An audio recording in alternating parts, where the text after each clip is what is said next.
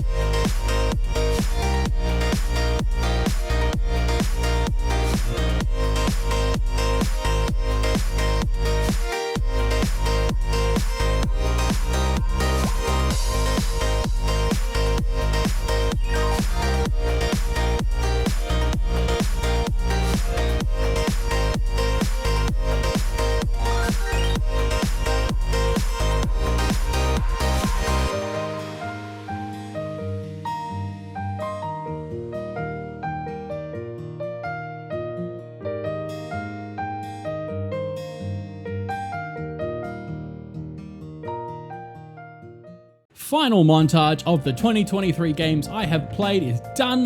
Hope you guys have enjoyed these. On to part 2 of my full completed game list for the year. Remember to check out the last video, which was part 1, or even the demo video, which is linked in the description down below, which covered the games Hi-Fi Rush, Dead Space Remake, Resident Evil 2 and 4, its DLC, Armored Core 6, Lies of P, and more.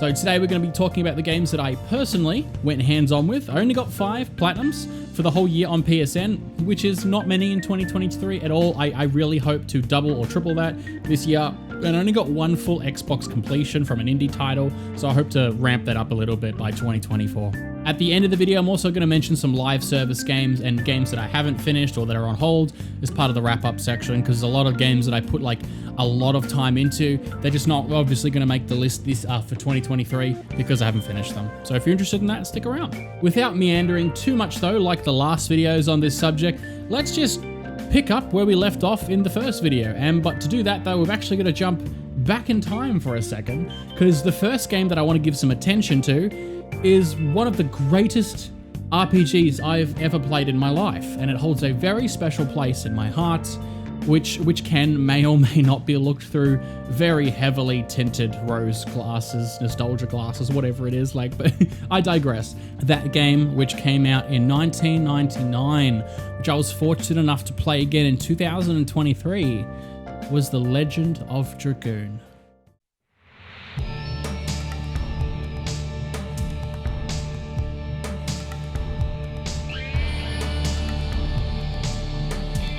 I will say though, the tone of this video is going to be a little bit more somber and saddish compared to the rest, because writing this script, it's actually very hard. I've cried so many times thinking of this game and its meaning of my life over the years and what it still means to me now, like 25 years later. The Legend of Dragoon, the game got released on the PSN store last year, but with trophy support this time, and I had not played the game in like over 15 years, I reckon, at least. Like, it's been a long time. So when I saw the announcement that it was releasing, that it was coming like a week or two or something, I had to drop everything that I was doing. I had just started, I think, playing Hogwarts Legacy. I was playing Ghostwire Tokyo, both games which have actually been on hold ever since, and I'll make videos later in the year about them. But like, nothing else mattered. Like, I needed to make sure that when it was available to download, I was ready the second the game was available. So I could take my time, I could go through the game again, get my platinum trophy, and just relive such happy, fond memories from my childhood, and from, like, honestly, if I'm going to be real, from the depths of my heart. Like, Before going too much else into Dragoon though, I will mention, I will give this game its own dedicated video one day, because the PSN release with trophies actually gave trophies to a PS4 and a PS5 version, which is separate lists. So I did it on the PS5 version, but there's no difference because it's an old game. So I have got the PS4 version downloaded, still on my console this entire year, ready to go. So I'll do another replay and take some notes and capture some footage then. So I will have its own dedicated video one day. Okay, so Legend of Dragoon. If I was gonna look at this game critically in 2023, especially considering the year that 2023 was when I completed this, it's a very average game. It's got a lot of problems, especially with like its combat balancing, which can make or break the immersion experience for some people. It's got some odd story and writing choices towards the latter end of the game. It's got a fair lack of character development in some areas as well, but like despite any issues that I could point out critically, looking back as a retro RPG, it's 25 years old, like this game is so special to me. It's a very classic turn-based RPG. You hit things with your weapons, you build up like a gauge, you use the said gauge to transform into these awesome looking dragon knights, hence the name Dragoon. It's got a super interesting world. It's built on very deep lore, especially if you like really pay attention and look for it. It's got cool environments and areas, dungeons, monsters, boss battles, the music. Oh my lord, the music. The menu music specifically for this game might be some of the greatest goddamn menu music in a video game that I've heard in 25 plus years. Take a listen to this for menu music.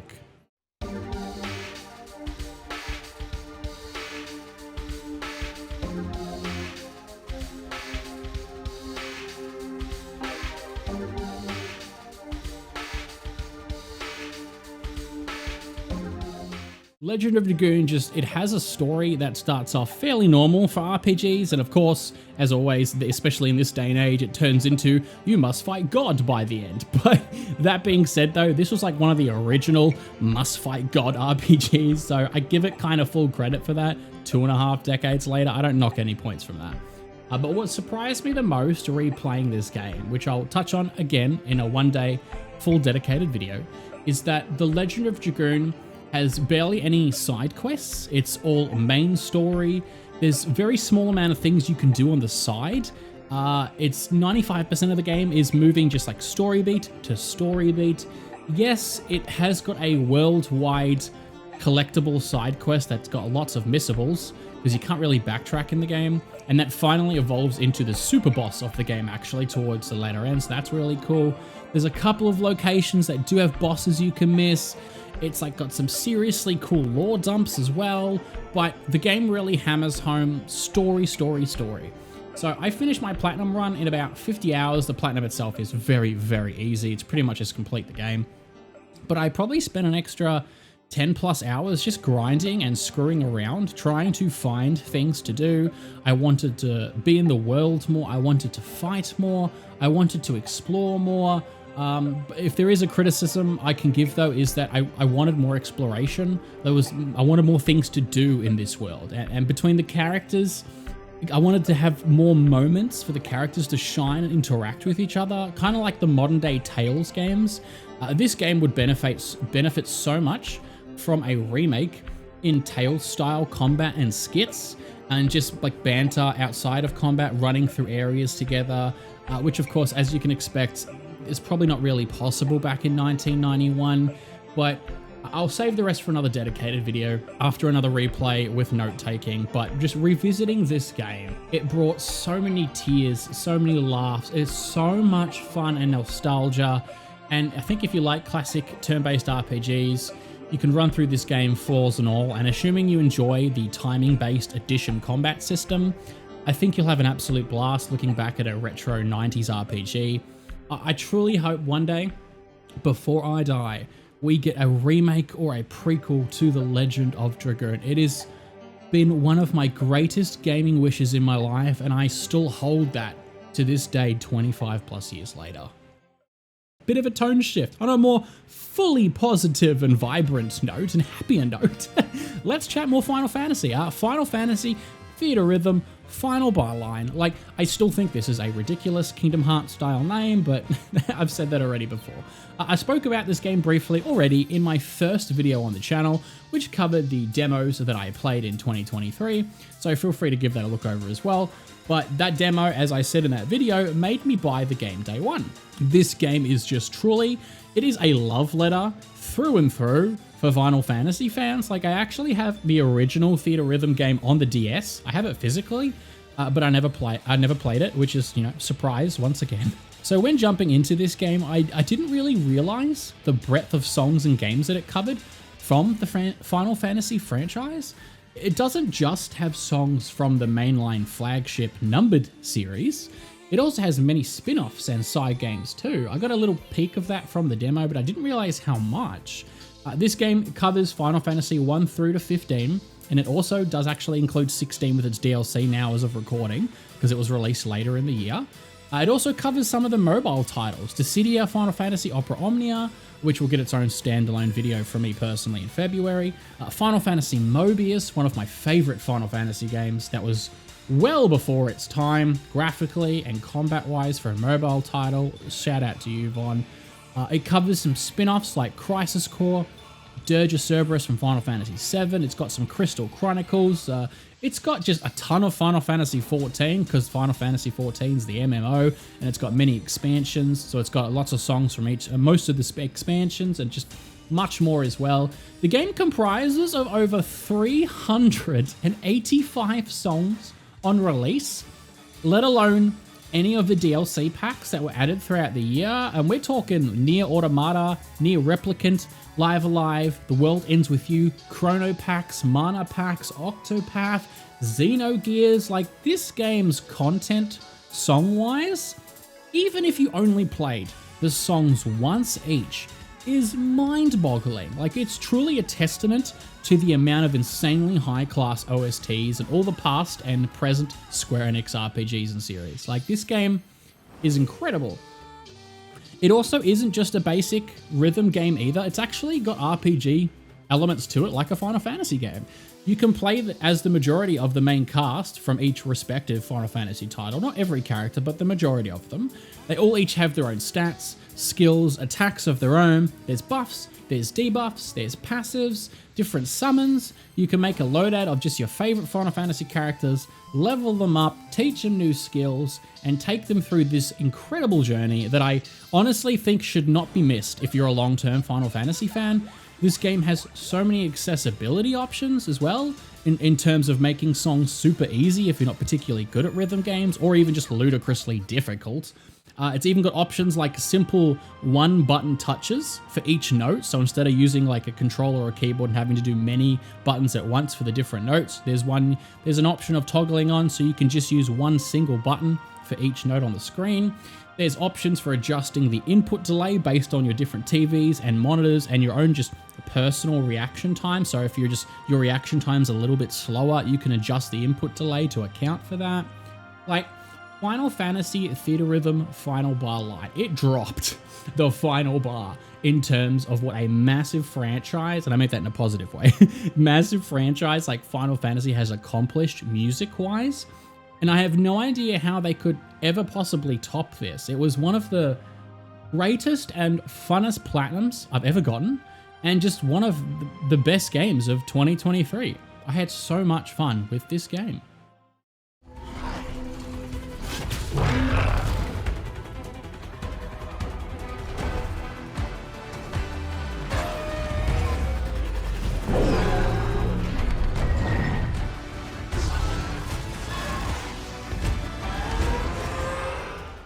Horizon Forbidden West. Wow, holy crap, what a video game, bro. I finished and got my platinum on Forbidden West earlier in 23, and I've yet to go do the DLC Burning Shores, I believe it is. So when I do, I'll speak a little bit more in depth about Horizon as a franchise in general, because through Zero Dawn and Forbidden West, it actually might be my favorite next-gen Sony franchise. It is absurdly good. It's very, very fun to play and immerse yourself into this world.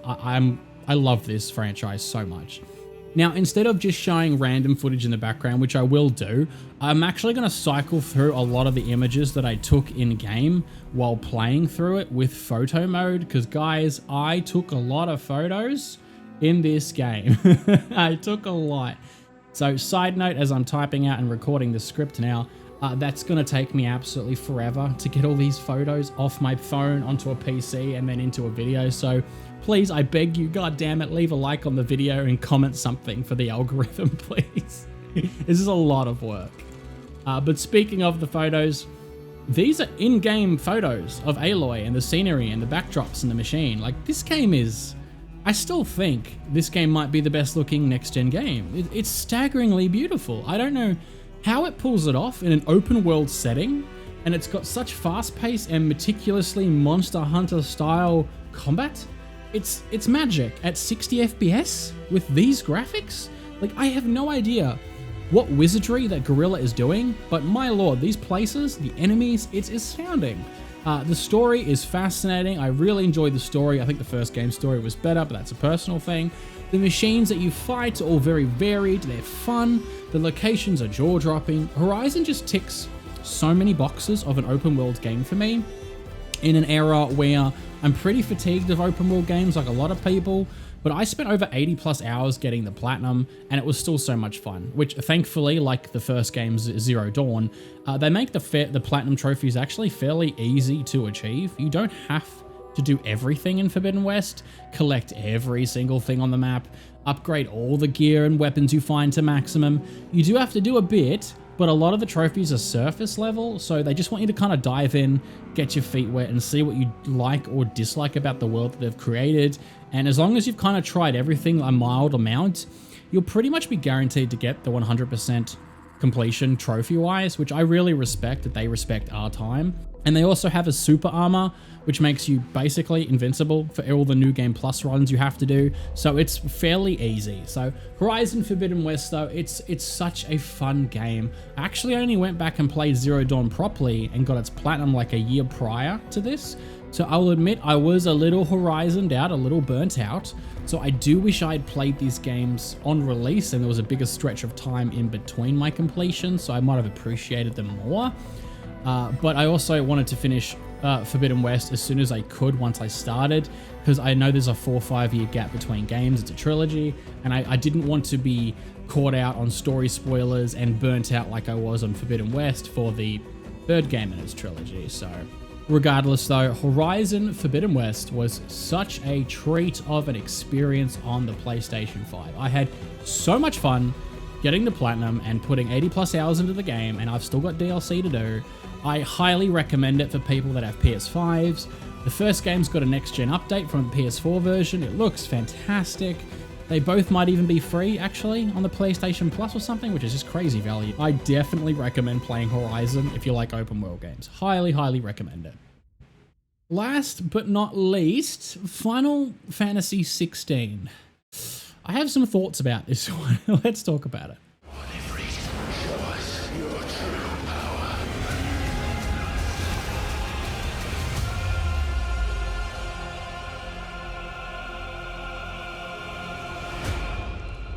I've really struggled putting my feelings into words for this game, mostly out of a very conflicted internal opinion, which seems to shift from positive to negative and back and forth, even now, like 5-6 months after release. I really can't tell where I fully land on this game. Like Final Fantasy, like it's my favorite gaming franchise. I bought this game I had the special edition with the Steelbook. I played the crap out of the demo before its release. I was excited to go through this game, and I didn't just go through this game myself. I actually watched a playthrough of it from my favorite person, Maximilian Dude. So I would play a few hours of the game myself, then go watch his full playthrough on Twitch with the audience and see his thoughts on the things that I had just done, and then I would repeat this process. I would play, then I would go watch, then I would play, then I would go watch, and I repeated this until I finished the game, and then he did, and eventually got my platinum trophy as well. In total, across my full platinum journey for Final Fantasy 16, which is probably about the 70, 80 odd hours, and watching a full live playthrough with an audience, I spent like over 150 hours with this title. And the only other games that came close to that was like Horizon at nearly half the amount of time, or live service games, or like Starfield. So when I sit back and I try to unjumble my thoughts into peasantry words to express how I feel about this game, I'm still conflicted, which is so strange to me and it actually really bugs me. I have spent so much time in the world with its characters and Clive that I feel like I should have like a more concrete opinion, but I've gone through the game start to finish 3 times. I've 100%ed it. All the quests, all the hunts, all the weapons, max gear, levels, skills, everything. I have done everything there is to do in this game. And yet I still can't fully make up my mind on Final Fantasy 16. Like, it genuinely bugs me as a fan of this franchise. The main issues I think holding me back, is like story, pacing, the ending I wasn't the biggest fan of, locations that you visit, the world exploration, the lack of RPG elements, lack of party members and banter. Okay, look, honestly, when I type it all out, I'm explaining like 75% of the game. So if I have issues with 75% of the game, that sounds really bad, which is kind of true. One day I'll probably do a dedicated video to 16 after I have played the DLCs when the second one releases and after more time has passed. But for now, the only other thing I'll say is, yes, I do recommend you play this game if you're a fan of Final Fantasy, and actually more so if you're a fan of action games, because this is barely an RPG in my opinion. It is an action game with RPG elements. It is worth buying, it is worth playing, because some of the boss fights are without a doubt, even Final Fantasy aside, some of the greatest boss battles in gaming history in the last decade. It's the spectacle, the music, it's incredible. But the game has these awfully low lows that just compromise those extreme highs, like the side quests that are like 75% dialogue and just wandering back and forth between people, or go kill something basic, go collect a material. Yes, there is good side quests and some of them are excellent actually, but it's got a very MMO feel to it, which does make sense considering it was from Yoshi P's team. But there's no exploration, there's no dungeons, there's no real loot, there's no real proper weapon and armor upgrade system that result in anything unique at all. Look, I don't want to bring the game down too much and sound too negative. I also don't review and score games, but if I had to score Final Fantasy 16, I'd give it like a 4 out of 5, or at the very least an 8 out of 10. Because I think the performances of the cast, especially Ben Starr as Clive, the spectacles of the boss battles, most of the story, more so the beginning arcs of the story, the flashy combat, the visuals, like, I think this game can't be anything less than a 4 out of 5 or 8 out of 10, because it's super high production value. But the game just personally has things that bring it down more than I would have hoped for in a numbered Final Fantasy title, but it's still definitely worth playing at some stage to experience it. Alright, so breather time. Those are all the games that I completed and got platinums in during the year 2023. For some other mentions, before I leave you all go about your day, for my 1 Xbox completion and 1000 gamers score, I played an indie title called Memoir Blue. It was a short 1 to 2 hour experience, a story-based dialogue game about a girl and her life struggles and swimming career. It was a nice short indie title. It was leaving Game Pass, so I played it for free. I did play, as mentioned earlier, Hogwarts Legacy and Ghostwire Tokyo. I will go back and finish those games this year and do videos on them. I have probably put around like 70 to 80 hours into Starfield because I love Bethesda games. I'm not finished with it yet, but I'm going to take a break because 80 hours is a lot of time and I'm a little burnt out because I'm not even halfway done yet. But more so it's because there's going to be so many patches and fixes and UI updates and quality of life features added to Starfield. But I just kind of don't want to keep playing the game when I know it's going to be a better experience later, and so I'll just happily come back in the future, kind of like me waiting to play Cyberpunk all these years later. Forza Motorsport. I enjoy my Forza driving games. As somebody who knows nothing about cars and hates driving, it is oddly satisfying. I've put around 30 hours into that so far, so I've been playing it here and there as a chill game. I've put around 30 plus hours again into The Witcher 3, the next gen version on the Xbox. I have the Platinum and all the DLCs back on the PS4 version many years ago, but Witcher 3 is actually one of my favorite games of all time, so it's been a lot of fun redoing that game again with next gen visuals on console. Atelier Ryza 1, about 10 hours into that. That's on hold at the moment. It's a very classic RPG. It's a few years old now. I got it for cheap and I wanted to try it out. Live service games. I've got a few live service games that I am playing. Genshin Impact will get its own video. Honkai Star Rail will get its own video a bit further into the year. Same with Ever Crisis, Final Fantasy VII a bit further into the year. But those games have hundreds of hours into them. Genshin Impact especially is like 900 plus hours now. It's actually going to beat out Final Fantasy XIV soon for me, which is, I'm not sure if that's a good or bad thing. So that's it.